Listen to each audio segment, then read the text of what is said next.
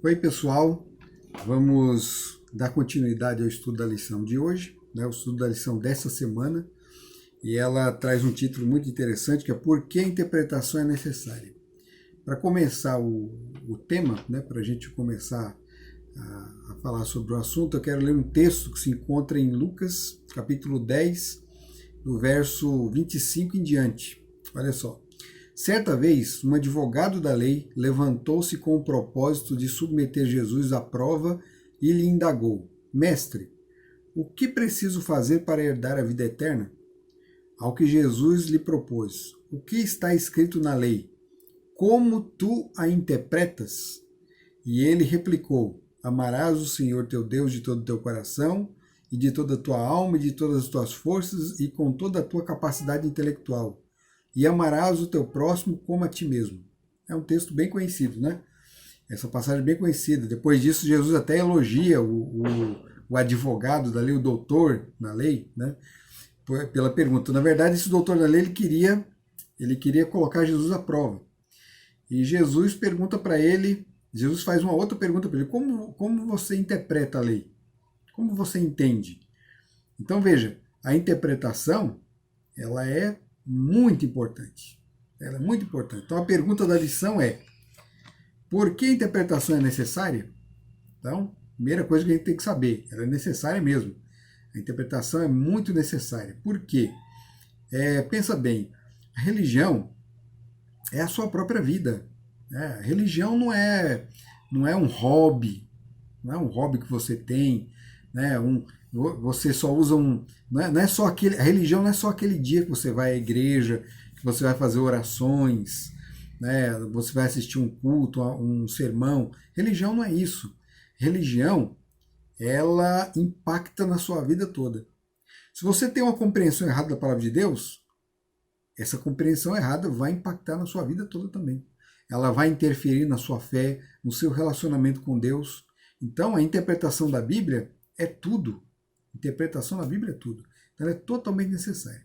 Essa semana nós vamos dividir bem os tópicos da lição. Né? Eu geralmente divido direitinho, mas a gente vai colocar aqui na tela os tópicos para a gente poder abarcar cada um deles de forma mais precisa. Né? E o primeiro tópico são as pressuposições. Quando você lê a palavra de Deus, quando você começa a leitura da palavra de Deus, uma coisa que você tem que ter em mente: a sua mente não está vazia. Sua mente não está vazia. Né? O texto da lição diz assim: ninguém chega ao texto das Escrituras com a mente vazia. Todo leitor e estudante da Bíblia chega a ela com uma história específica e experiência que inevitavelmente impactam o processo de interpretação. Então você já tem uma visão de mundo quando vai estudar a palavra de Deus. Você já tem uma visão de mundo. E isso certamente vai impactar.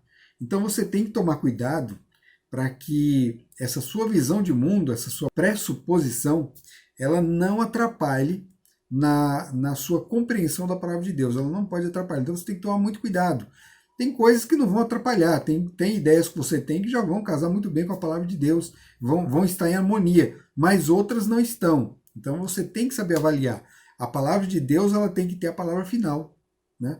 Você nunca pode pegar uma ideia sua e querer torcer ali a palavra de Deus para que a palavra de Deus se ajuste àquela sua ideia pré-concebida. Você não pode fazer isso. Um exemplo que é dado aqui na lição é o fato dos fariseus na época de Jesus, eles terem uma compreensão errônea a respeito da vinda do Messias. Eles aguardavam um Messias que viesse libertar o povo do cativeiro, né, da opressão romana. Eles liam os textos do Velho Testamento, que falavam de Deus, né, se colocando contra as nações, vencendo as nações, dirigindo as nações com cetro de ferro, né, um cetro poderoso. E realmente está escrito isso. Mas o papel de Jesus naquele momento, na sua primeira vinda, não era esse. E eles não conseguiram enxergar ali o Cordeiro de Deus, o Filho sofredor, né? Aquele que iria levar as chagas e as culpas dos homens, que seria destruído, seria morto pelos homens. Eles não enxergaram isso. e não aceitaram Jesus por causa disso. Olha o peso que tem a má interpretação da Bíblia. Por conta de uma má interpretação da Bíblia, eles não conseguiram aceitar o Messias quando o Messias veio. Então, a interpretação da Bíblia é importantíssima. No finalzinho eu quero dar alguns exemplos, então assistam até o final para a gente poder ver alguns exemplos de como a má interpretação pode impactar de forma negativa a nossa vida. Então as pressuposições têm que ser deixadas de lado. Tópico seguinte, tradução e interpretação. A palavra de Deus ela foi escrita originalmente em 3 línguas que praticamente não se fala mais. O grego, o hebraico e o aramaico. Então, existe ainda até hoje o grego, o hebraico e o aramaico. Quando eu digo que não se fala mais, é porque a língua hebraica dos dias de Jesus, o aramaico dos dias de Jesus e o grego dos dias de Jesus não é falado mais. Ainda mais o hebraico dos dias de Moisés, muito menos. Né? A língua ela se transforma, a língua se modifica. Então eu tenho que ter um conhecimento, um pouco de conhecimento dessas línguas para poder ter uma compreensão da palavra de Deus. Então aí você vai se perguntar, mas eu não tenho. Eu também não tenho. Eu não conheço o grego, não conheço o hebraico, o aramaico, eu tenho muita vontade de conhecer, de aprender, e se Deus quiser um dia eu vou aprender essas línguas aí, mas eu não tenho. Aí o que eu faço? Eu procuro livros, eu procuro autores que me ajudam nesse sentido. Então, existem comentários bíblicos, quando você encontra uma passagem difícil, uma palavra difícil, ali de difícil compreensão, que no original grego, se você entendendo o original grego, talvez ela pudesse ser mais, né, o significado pudesse ser mais, poder descortinar alguma verdade ali escondida que eu não estou encontrando. Eu vou nesses autores, eu vou nesses comentaristas e eles me ajudam nesse sentido. Às vezes a compreensão que eles chegaram também não é a melhor compreensão, mas a partir do momento que eu sei que a palavra significa tal coisa, eu vou pensar, eu vou raciocinar, eu vou ali mastigar aquele conhecimento ali para poder extrair alguma coisa de positivo. Né? Então eu posso usar esses recursos, já que eu não tenho conhecimento da língua. Mas uma coisa que você tem que ter em mente, a palavra de Deus não foi escrita em língua portuguesa. O que nós temos é uma tradução. E quando você traduz um texto numa língua para outra, alguma coisa se perde. Sempre se perde alguma coisa. A tradução nunca consegue ser precisa. Então, uma coisa que eu aconselho também para quem não tem conhecimento das línguas. Procure ter mais de uma Bíblia, com traduções diferentes. Então, você tem hoje Nova Versão Internacional, você tem a Bíblia na linguagem de hoje, você tem a Almeida Revista Atualizada, que é uma das traduções que eu mais gosto, mas eu tenho em casa várias Bíblias, porque assim eu consigo, comparando um texto, uma tradução com a outra, eu consigo chegar a uma compreensão melhor do texto. Isso ajuda bastante. Então, se você não tem Bíblias também, não tem condições de ter várias Bíblias, você pode também, se tiver internet, você também pode fazer isso aí, porque a internet disponibiliza, tem sites com mais de uma tradução da Bíblia, aplicativos da Bíblia também, onde você pode encontrar mais de uma tradução. Eu uso mesmo no meu celular a Bíblia Almeida, a Nova Almeida Atualizada, se eu não me engano é isso, Nova Almeida Atualizada, é a versão mais recente da Almeida, e é uma versão muito boa, e eu comparo o texto, mesmo quando eu encontro dificuldades ali, eu comparo com outros, e isso vai ajudar na compreensão. Né? Uma outra questão, a interpretação. Interpretação, para que haja interpretação da Bíblia, é necessário uma ciência. Existe uma ciência para isso.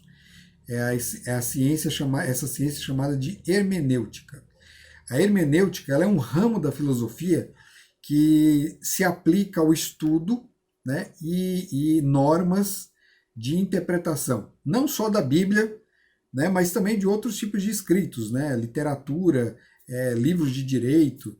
Então, pessoas que são ligadas a essa área, a área do direito, né, advogados, por exemplo, eles têm que entender de hermenêutica, porque eles vão ler textos de leis, eles têm que saber como interpretar as leis. As leis da nação, a legislação de um povo, elas precisam ser interpretadas também. Não basta você chegar no texto, ler e pronto, e acabou, vai estar tudo certinho ali. Não, você precisa interpretar. Você precisa pensar, trabalhar o texto ali, tentar compreender as minúcias do texto. Então a interpretação, ela tem método. E no caso da Bíblia, é a hermenêutica bíblica. Né? Quem usou esse termo, não sei se usou pela primeira vez, mas um dos precursores da hermenêutica bíblica foi um filósofo, o filósofo Baruch Spinoza. Né? Ele foi um dos precursores disso. Embora a hermenêutica já existisse antes dele. Né? Aqui o nome hermenêutica ele é recente, mas a hermenêutica já existia. Nós acabamos de ver no texto mesmo que nós lemos de Jesus, né? Quando Jesus pergunta, como interpretas? Os fariseus, os saduceus, os escribas, eles tinham métodos de interpretação, eles já possuíam, já existia uma hermenêutica naqueles dias. Então era uma coisa comum. Então não pense que não é importante, é muito importante. E existem livros de hermenêutica. Né? Quem não tem conhecimento dessa ciência pode comprar livros que vão auxiliar nesse sentido. Então a hermenêutica bíblica é muito importante para a interpretação da Bíblia. Próximo tópico, a Bíblia e a cultura. Nós falamos na lição passada sobre o impacto negativo da cultura na interpretação bíblica. Mas eu quero falar aqui nesse tópico sobre o impacto positivo. Mas como é que isso acontece?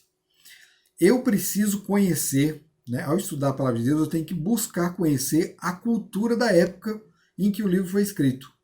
Eu preciso procurar conhecer como que os judeus viviam, como que eles trabalhavam, como eles pensavam, como eles avaliavam as coisas, como era a economia nos dias dos judeus, como que era o comércio, como era o casamento, como é que acontecia ali as relações sociais, como é que isso se desenvolvia. A Bíblia, ela é um livro escrito para judeus, então ela não está ali para explicar o comportamento. Você até tira alguma coisa, você tira muito, quer dizer, alguma coisa não. Você tira muita coisa da cultura, mas não tudo. Então, como que eu vou conhecer a cultura do povo judeu? Lendo livros de história, livros que falam sobre a sociedade, sobre a cultura judaica naqueles dias, né? Antiga cultura judaica, né? Não atual. Se bem que eles são muito tradicionais, muitos judeus ainda seguem um estilo de vida parecido com o que era antigamente, mas muita coisa mudou. Então eu preciso estudar como era a vida naqueles dias mesmo. Um aspecto interessante que a lição levanta aqui, e que vai ajudar muita gente quando lê aquele texto no livro de Êxodo, que diz que Deus endureceu o coração de Faraó, e aí muita gente fala assim, então Deus ele predetermina as coisas. Ele não queria nem que Faraó se salvasse, porque foi o próprio Deus que endureceu o coração dele. Isso entra em choque com a crença de que nós somos livres, nós temos liberdade de escolha, nós podemos aceitar ou não os apelos do Espírito Santo. Entra em choque. Então como é que se resolve isso? Quando a gente entende a cultura do povo judeu, esse texto se torna mais claro. O povo judeu, eles tinham esse seguinte costume. A cultura hebraica atribuía a um indivíduo a responsabilidade por atos que ele não cometeu, mas permitiu que ocorressem. Então, quando uma pessoa ela não cometeu um determinado crime, mas ela permitiu que o crime ocorresse, então ela era considerada culpada também, responsável por aquilo lá. Não só pelo crime, mas por qualquer coisa, até coisas boas também. Quando coisas boas aconteciam, mas ele não praticou, mas ele permitiu, então ele também era responsável por aquilo. Isso se encontra no próprio texto bíblico. Então, quando a Bíblia diz que Deus endureceu o coração de Faraó, ele na verdade não endureceu o coração de Faraó. Mas como ele permitiu que o coração dele fosse endurecido, ele é considerado responsável. É como acontece lá no livro de Jó. Quando você lê o livro de Jó, você vê que Satanás ali é o responsável pelas desgraças que acontecem com Jó. Mas em nenhum momento Jó acusa o diabo disso. Todo esse sofrimento pelo qual ele passa, ele pergunta para Deus, Deus, por que isso está acontecendo comigo? Por que o Senhor está deixando? Por que o Senhor está fazendo isso comigo? Jó entendia Deus como sendo responsável por aquilo. Lendo a história, né, a parte da história que Jó não conhecia, aquele debate todo entre Deus e o diabo ali, a gente vê que Deus, na verdade, permitiu mesmo. Ele não era o responsável direto, mas se ele tivesse dito não para o diabo não poderia ter feito nada. O diabo fez porque Deus permitiu. Então isso estava ali enraizado na cultura judaica. Os judeus tinham essa compreensão. Então as coisas que aconteciam, fossem boas ou más, elas aconteciam direto ou indiretamente da parte de Deus. Deus, na verdade, essa é uma visão muito boa, porque nós conseguimos ver que Deus ele está no comando de tudo. Então, quando acontece uma coisa ruim no mundo, mesmo que essa coisa ruim não tenha sido feita, nem planejada por Deus, mas foi permitida e autorizada por Ele. Ou seja, Ele ainda está no comando. Ele sempre esteve no comando. Né? Então, a visão judaica das coisas é uma visão muito concreta, não é aquela coisa, tem aquela coisa abstrata, aquela coisa fantasiosa, né? Não fica dividindo o mundo também em preto e branco.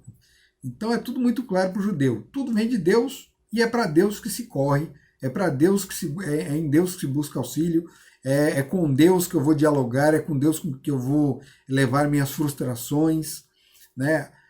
Nós vamos encontrar até profetas discutindo com Deus. Então, tudo se resolve com Deus. É isso que a palavra de Deus ensina. Tudo se resolve com Deus. Isso tudo nós tiramos da cultura. Então, a compreensão da cultura judaica ela é importantíssima para você interpretar o texto. Sem o conhecimento da cultura, a coisa fica um pouco mais complicada. Mas, volto a dizer, isso também não é um grande problema. Isso não é um grande problema. Você pode conhecer a cultura buscando livros que falam sobre cultura judaica. Procure bons autores, viu? Porque dei uma garimpada boa aí, se for procurando na internet, principalmente porque tem muita gente que fala que não tem muito conhecimento, não são historiadores, não são arqueólogos e vão chegar a conclusões erradas também do mesmo jeito. Então é um detalhe que tem que se tomar muito cuidado. Eu vou deixar um link aqui de um arqueólogo, né, que eu recomendo, o pastor Rodrigo, né, o professor Rodrigo Silva, e ele tem um material muito bom sobre isso, sobre cultura judaica. Seria interessante assistir os vídeos dele, né? Eu recomendo. Outro ponto, nossa natureza pecaminosa e caída. Uma coisa que a gente tem que lembrar sempre quando vai estudar a palavra de Deus. Nós não somos confiáveis. Nós não somos confiáveis. Nossa mente não é confiável. Nosso coração não é confiável. E o nosso coração, a nossa mente pode interferir na compreensão da palavra de Deus. Meu orgulho, as minhas vaidades. E eu posso tentar dar um jeitinho ali de torcer a palavra de Deus para que a palavra de Deus se coadune com a minha natureza. Eu não posso deixar isso acontecer. A palavra de Deus, muitas das vezes, ela é dura conosco. Dura. Deixe que ela seja dura. Reconheça essa dureza dela. Ela não está ali para passar a mão na nossa cabeça, a gente quer fazer uma coisa errada. O amor de Deus, né, vai resolver tudo. Não é assim, não. Deus ele é misericordioso, mas não se esqueçam, ele é justo. Então não tem essa coisa de passar a mão na cabeça. Deus ele é um mestre, ele quer te colocar no caminho da retidão, no caminho da verdade. E a palavra de Deus às vezes vai pegar pesado na nossa vida. Então vamos deixar que ela pegue pesado. Depois vai vir a leveza, não se preocupa. Porque Jesus mesmo disse, o meu fardo é um fardo, mas ele é leve. Então, deixe vir o fardo de Jesus, deixe vir. Ele vai ser assustador na hora que você contempla a coisa, na hora que você olha para a coisa, é difícil. Mas quando você deixa que Jesus coloque o fardo sobre você, você sente a leveza, a liberdade, porque a palavra de Deus ela transforma. Ela não oprime, ela não obriga, ela não força, ela transforma a natureza do homem para que o homem ande em novos caminhos. Então, não podemos esquecer isso. A natureza humana ela é perigosa. Lá em João capítulo 9, verso 39 e 41, nós temos um texto interessante que fala sobre isso. Diz assim: E disse-lhe Jesus: Vim a este mundo para juízo, a fim de que os que não veem vejam e os que veem sejam cegos. E aqueles dos fariseus que estavam com ele, ouvindo isso, disseram-lhe: Também nós somos cegos? Disse-lhe Jesus: Se fosseis cegos, não teríeis pecado. Mas como agora dizeis: Vemos, por isso o vosso pecado permanece. Então Jesus veio para que aqueles que enxergam, ou seja, aqueles que acham que são conhecedores, aqueles que acham que têm ali uma luz especial sobre a palavra de Deus, mas na verdade não andam em conformidade com a palavra de Deus, veio para que esses que se acham, né, pessoas de boa visão, se tornem cegos. E aqueles que são cegos, quem são os cegos nessa história aqui? São aqueles humildes, aqueles que reconhecem a sua incapacidade, reconhecem sua pecaminosidade, reconhecem que não são merecedores, reconhecem que não têm essa sabedoria. Para esses, Deus veio dar sabedoria, Deus veio dar luz. Então eram cegos e Jesus veio dar a visão, né? Veio fazer com que enxergassem. Então é isso que o texto quer dizer. Então muito cuidado, né, para não deixar que a natureza pecaminosa influencie na compreensão da palavra de Deus. Não podemos deixar. Né? A gente não pode querer torcer o texto ali só para facilitar a coisa para a gente, não. Aceite quando o texto é duro. O próximo tópico: por que a interpretação é importante? Então, na verdade, o tema geral da lição dessa semana: por que a interpretação é importante? Né? A Bíblia ela fala sobre o quê? Ela fala sobre a salvação. Né? A salvação. E como é que nós alcançamos a salvação? Pela verdade que temos ali na palavra de Deus. A palavra de Deus ela tem um conjunto de verdades. Se eu não tenho condições de compreender as verdades que a palavra de Deus quer me transmitir, então não tem como eu alcançar essa salvação. Fica difícil, né? Fica complicado. Essa é a importância, a grande importância da compreensão do texto bíblico. Né? Essa é uma das grandes, essa é a maior. Porque se eu não compreendo certo, eu posso me perder por conta disso. Né? Nossa, mas será que Deus ia ser tão injusto de fazer um negócio? Eu tenho culpa se eu não entendi a palavra de Deus? Depende. Depende.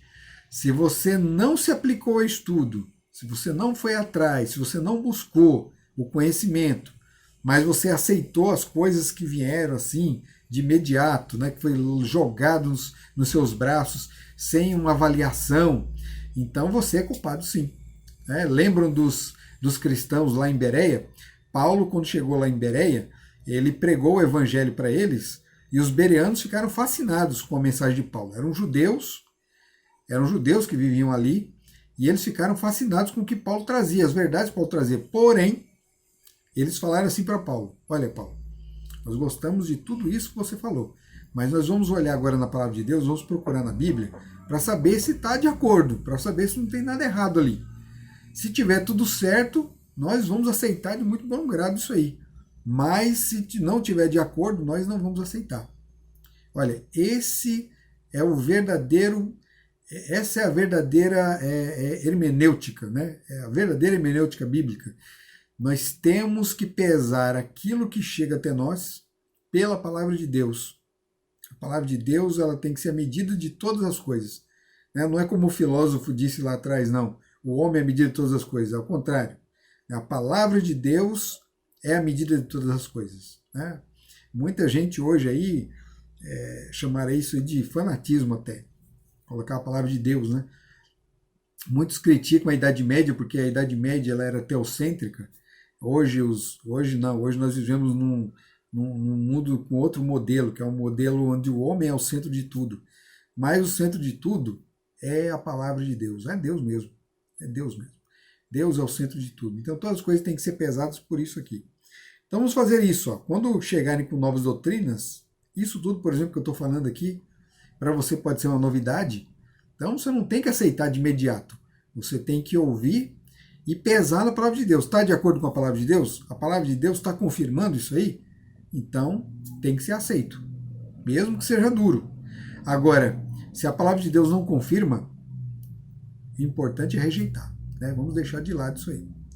Eu quero deixar com vocês aqui, né, alguns alguns motivos, mais alguns motivos, né? Alguns exemplos de problemas que tivemos na história por conta da má interpretação da palavra de Deus. Nós temos aqui, por exemplo, a Inquisição. Eu comentei sobre a Inquisição na lição passada. Um tribunal que foi criado para constranger e para destruir aqueles que a igreja considerava como hereges. E da onde eles tiraram isso aí? Eles tiraram de uma má compreensão da Bíblia. Né? Os cristãos romanos acreditavam que a palavra de Deus dava autoridade a eles para coibir o erro. E a palavra de Deus não fala isso. A palavra de Deus fala que você só não tem que ouvir. Se o erro vem, você não tem que ouvir. Você não é obrigado a abraçar aquilo. Mas você não tem que perseguir a pessoa e matá-lo. Né? Se a pessoa não volta atrás com suas crenças. Não pode fazer isso aí. Isso é totalmente contrário à palavra de Deus. A palavra de Deus não ensina isso. A palavra de Deus ensina que nós devemos amar o nosso próximo, devemos orar por ele. Se ele tem um pensamento diferente, não tem problema. É nosso irmão do mesmo jeito. Eu tenho que orar por ele, eu tenho que amá-lo, eu tenho que trabalhar com ele. Então, é isso que a palavra de Deus ensina. Então, isso que aconteceu na Idade Média estava totalmente em desacordo com a palavra de Deus, não em acordo. As cruzadas, por exemplo. As cruzadas também surgiram de uma ideia baseada também erroneamente na Bíblia, de que o território, aquele território de Jerusalém, deveria ser tomado pela igreja, deveria ser território da igreja, porque a igreja é a igreja de Cristo, então Jerusalém, a terra onde ele viveu, a terra onde Jesus passou toda a sua experiência, onde aconteceu tudo que nós encontramos na história bíblica, né, deveria pertencer à igreja de Cristo. Então o que a igreja fez? Mandou soldados para lá, convocou exércitos europeus para irem até lá, concedendo um perdão para eles e terras também. Eles teriam terras, teriam perdão de seus pecados, uma indulgência, porque estariam tirando da mão dos inimigos a Terra Santa e colocando a Terra Santa nas mãos da igreja. Né? Onde que a Bíblia pede isso? Em lugar nenhum. Mas por conta de textos mal interpretados, chegaram a essa conclusão. Né? Então o erro vai crescendo. Né? Chega ao ponto de o erro, quando ele vem da má interpretação, ele vai gerando erros que já não tem mais nem a ver com a interpretação. São erros que surgem a partir dos outros erros. Ansiedade. Eu contei um exemplo outro dia aqui de uma mulher que ela perdeu o filho, perdeu a criança, e ela tinha uma dor muito grande no coração. Ela sofreu muito tempo com isso, uma depressão muito grande, porque ela achava que o filho dela não estaria no céu depois de morto. Porque o menino, a criança, não foi batizada quando criança. Né? Mas onde que a Bíblia ensina que crianças têm que ser batizadas? Onde que ela ensina? Né? E onde que ela ensina também que se não for batizada, ela está perdida para sempre? Embora a Bíblia fale assim que a salvação você tem que crer em Deus e ser batizado. É lógico, você crê em Deus e é batizado, você vai ser salvo, está escrito. Mas se você não teve chance de ser batizado, aquele homem na cruz, aquele ladrão que morreu na cruz, ele não foi batizado. E Jesus garantiu a salvação dele. Então, na verdade, não é isso que pesa. Não é isso que pesa. Se você tem a chance de ser batizado e não quer se batizar, é diferente. Agora, se você não teve oportunidade, não teve condições, não é isso que vai impedir a sua salvação. Então, aquela mãe não tinha que sofrer com isso. Quando ela entendeu essas verdades, a verdade trouxe um alívio para o coração daquela mãe, quando ela entendeu que ela estava crendo numa mentira. Um outro problema que as falsas doutrinas trazem movimentos de fanatismo. Então, eu quero citar aqui alguns exemplos que eu separei aqui de movimentos surgindo de homens que interpretaram mal a palavra de Deus e, além de criarem movimentos terríveis, né, religiões totalmente avessas à palavra de Deus, eram pessoas que se consideravam ou Cristo, ou um homem enviado do céu, ou alguém com a nova luz, um profeta. Né? A própria palavra de Deus ela nos advertiu contra isso, contra o aparecimento desses homens. E eles surgem justamente porque pegam a palavra de Deus e interpretam erroneamente as Escrituras. Nós temos aqui no século XIX o exemplo de John Nichols Stone. Ele foi um rebelde, né, um homem que se rebelou contra o governo, e ele se dizia o salvador do mundo, a reencarnação de Jesus Cristo. em 1834. Acabou sendo morto por soldados britânicos, né? Arnold Potter, ele se apostatou, né? Ele saiu da igreja dos Santos dos Últimos Dias, né? A igreja Mórmon. Ele saiu dessa igreja e ele afirmava que o Espírito Santo, né? O Espírito de Cristo entrou no corpo dele e agora ele era como se fosse um novo Cristo encarnado. Ele morreu numa tentativa de subir ao céu ao pular de um penhasco. Olha até onde vai o erro, né? Levou à própria destruição dele. Nós temos também aqui no século XX o exemplo de Ernest Norman. Ele foi um engenheiro elétrico que fundou a Academia Unarius de Ciência em 1954. Dizia ser a encarnação terrena de um arcanjo chamado Rafael. Já vivera na Terra como outras figuras notáveis, incluindo Confúcio, Sócrates e Jesus. Geralmente esses fanáticos que se acham Messias, eles costumam também se identificar com outros líderes religiosos do mundo, né? Porque assim eles unificam mais as outras crenças, né? Nós temos também Jim Jones, que foi o fundador do Templo dos Povos. Esse aí é bem conhecido. Inicialmente um líder protestante, passou a se dizer a reencarnação de Jesus, Akhenaton, Buda e o Divino Pai. Alegando perseguição religiosa nos Estados Unidos, levou seus seguidores para Johnstown, Guiana, onde organizou um suicídio coletivo no dia 18 de novembro de 1978. Isso foi um caso terrível, né? Marshall Applewhite, fundador da seita Portão do Céu, usou a internet para se declarar Jesus Cristo e reunir seguidores. Todos cometeram suicídio coletivo no dia 26 de março de 1997, quando passou pela Terra o cometa Hale-Bopp. Eles acreditavam que iriam se encontrar com ele no céu, pois na verdade seria uma nave espacial que veio buscá-lo. Na verdade, eles acreditavam que a nave estava no cometa. E quando o cometa passasse, a nave ia buscar todos eles, mas eles tinham que morrer, né? Eles tinham que ir em espírito para lá. No fim foi uma coisa terrível, um quadro terrível, né? Muitos pais choraram pela perda de seus filhos que seguiram essa seita maluca, perderam a vida ali. É uma história trágica, terrível.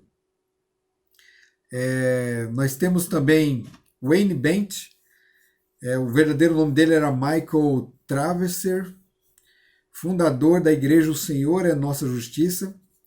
Ele afirmava que era a personificação de Deus, a divindade e a humanidade combinada.